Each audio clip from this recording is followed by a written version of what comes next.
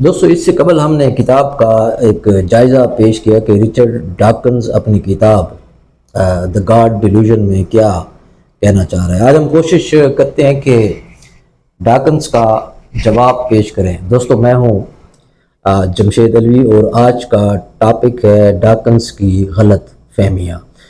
Dawkins اپنی کتاب کے پہلے چیپٹر میں جو بات کہتا ہے وہ یہ ہے کہ آ ڈیپلی ریلیجیس نان بلیور، یعنی جو شخص گہری سوچ رکھتا ہے وہ ایمان نہیں رکھتا۔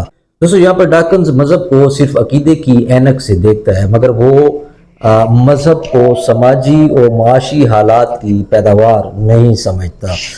وہ یہ بھی بھول جاتا ہے کہ انسان خدا کو آسمان پر نہیں بناتا بلکہ اپنے معاشرتی دکھوں اور استحصال کے رد عمل میں آسمانی طاقت کا تصور وہ پیش کر رہا ہوتا ہے۔ یعنی جب معاشی غلامی ختم ہو جائے گی تو یہ آسمانی سہارے از خود سے کم ہوتے جائیں گے۔ اگر حقیقت میں سوچ کو گہرا کریں تو نتیجہ دوستو یہی نکلے گا۔ اس طرح وہ ایک اور باب میں رچرڈ ڈاکنز کہتا ہے دا گاڈ ہائپوتھیسس، یعنی خدا ایک فرضیہ ہے یا مفروضہ ہے۔ یہاں ڈاکنز خدا کے تصور کو سائنسی تجربے سے پرکھنا چاہتا ہے، شاید جو حماقت ہے۔ دیکھیں ہر شے کا وجود مادی بنیادوں پر ہوتا ہے اور خیالات بشمول مذہب معاشرتی ڈھانچے سے ہی دوستو جنم لیتے ہیں۔ خدا کا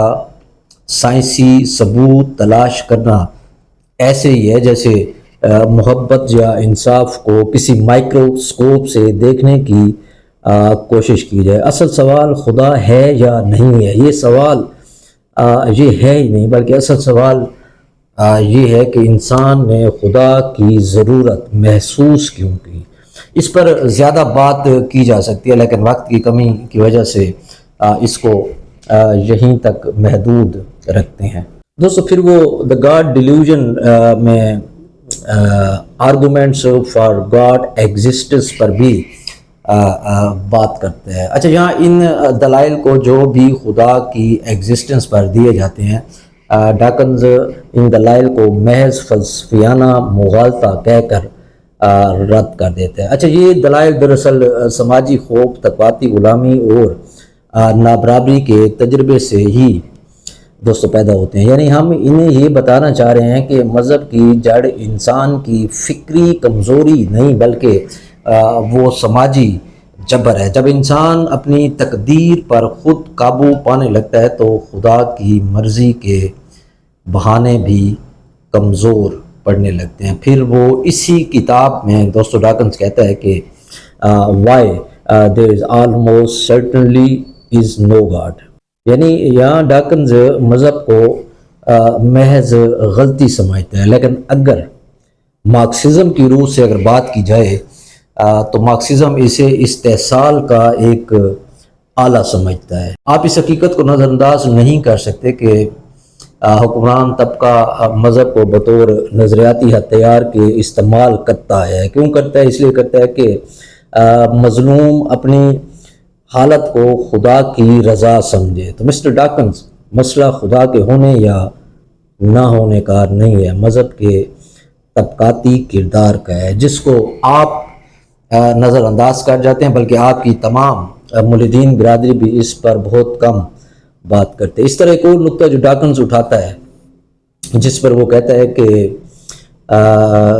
اپنی کتاب میں دا روٹس آف ریلیجن، یعنی مذہب کا ماخذ کیا ہے، اس کی پیداوار یا اس کا جنم کیسے ہوا۔ دوستو یہاں پر ڈاکنز اس کو نفسیات کی جانب موڑ کر اپنی جان چھڑا دیتا ہے۔ ڈاکنز مذہب کو ایک نفسیاتی کمزوری یا بقا کی جبلت سے جوڑ دیتا ہے، جبکہ مذہب کی جڑ معاشی محرومی اور تاریخی استحصال میں ہی پیوست ہے۔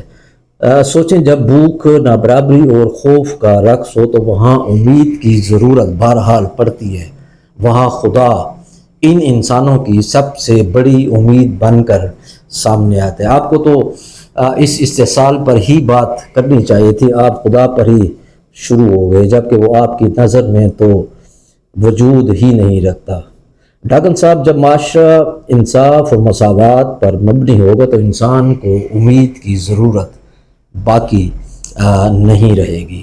دوستو، اس طرح ڈاکن صاحب اخلاقیات پر بات کرتے ہیں، جس کو وہ کہتا ہے دا روٹس آف موریلٹی، اور اس پر کہتا ہے کہ وائی آر وی گڈ، یعنی ہم اچھے کیوں ہیں۔ اس پر وہ خود ہی فرماتے ہیں کہ اخلاق مذہب کے بغیر بھی ممکن ہے۔ یہ دوستو بات کسی حد تک درست بھی ہے، مگر اصل سوال اخلاقیات کا ہے کہ اخلاق کیسے پیدا ہوتے ہیں۔ تو جناب، یہ سماجی رشتوں اور پیداواری نظام سے ہی جنم لیتے ہیں۔ اس کو ایک مثال سے سمجھیں کہ ایک سرمایہ دار معاشرے میں نیکی کا معیار بھی منافع کے ہی آپ نے دیکھا ہوگا تابع ہوتا ہے، جبکہ سوشلسٹ سماج میں اخلاقیات اجتماعی فلاح پر قائم ہوتے ہیں۔ یہ اجتماعی نظم ہی اخلاقیات کا منبع ہے، یا آپ اس کو مرکز کہہ لیں۔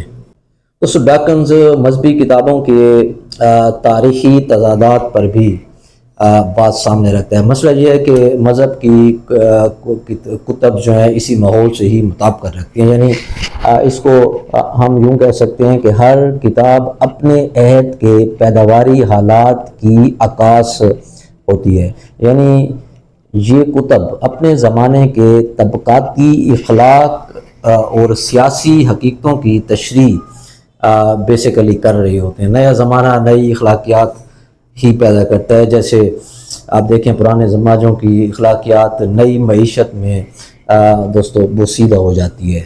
دوستو، سب سے اہم نقطہ جس پر ڈاکنز بات کرتا ہے کہ what's wrong with religion why be so hostile, یہاں پر کہنا چاہتا ہے کہ مذہب ہی انسانی راہ میں یا ترقی میں سب سے بڑی رکاوٹ ہے۔ ڈاکنز کی یہ بات یہاں بہت سادہ ہے، زیادہ گہری بھی نہیں ہے کہ مذہب انسان کی راہ میں رکاوٹ ہے یا ترقی کی راہ میں رکاوٹ ہے۔ دراصل بات یہ ہے کہ مذہب طبقاتی غلامی کو اخلاقی جواز دیتا ہے، یعنی لہذا دشمنی مذہب سے نہیں جڑتی بلکہ اس نظام سے ہونی چاہیے جو مذہب کو بطور ڈھال استعمال کرتا ہے۔ ڈاکنز مذہبی تربیت کو بھی ذہنی غلامی کے زمرے میں ڈال رہا ہے، جبکہ وہ اسے نظریاتی ریاستی عمل کا حصہ سمجھنے سے کتراتا ہے، جہاں دوستو سکول، میڈیا اور مذہب مل کر انسان کو وہی سوچ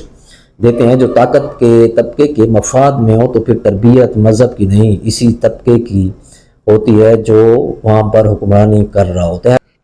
حقیقی آزادی تب آتی ہے جب آپ کو شعور آتا ہے، وہ بھی مادیت کی سطح پر، سائنسی مادیت کی سطح پر پہنچنے پر۔ پھر جناب فرماتے ہیں کہ دیکھو، اگر مذہب کو ختم کر دیا جائے، لیکن وہ یہ بھی نہیں بتا رہے کہ کیسے ختم کریں گے۔ بہرحال وہ اس کے خاتمے کو، یعنی مذہب کے خاتمے کو دنیا کی بہتری سے جوڑ دیتا ہے، جبکہ ایسا نہ ہو سکتا ہے، نہ کیا جا سکتا ہے جب تک کہ سرمایہ دارانہ استحصال باقی ہے۔ نئے نظریات بنتے رہیں گے، کبھی نیشنلزم، کبھی مارکیٹ اور کبھی لیڈر کی صورت ہیں کہ اصل نجات سرمایہ داری کے خاتمے سے ہی دوستو آئے گی، نہ کہ مذہب کے انکار سے۔ مذہب یا خدا کا انکار بس ایک ذہنی عیاشی ہے جو سطح پر ہی تیرتی رہتی ہے۔ اس کے ساتھ ہی میں آپ سے اجازت چاہوں گا اور پھر کسی اور ٹاپک کے ساتھ حاضر ہوں۔ اگر ویڈیو آپ کو اچھی لگی ہو تو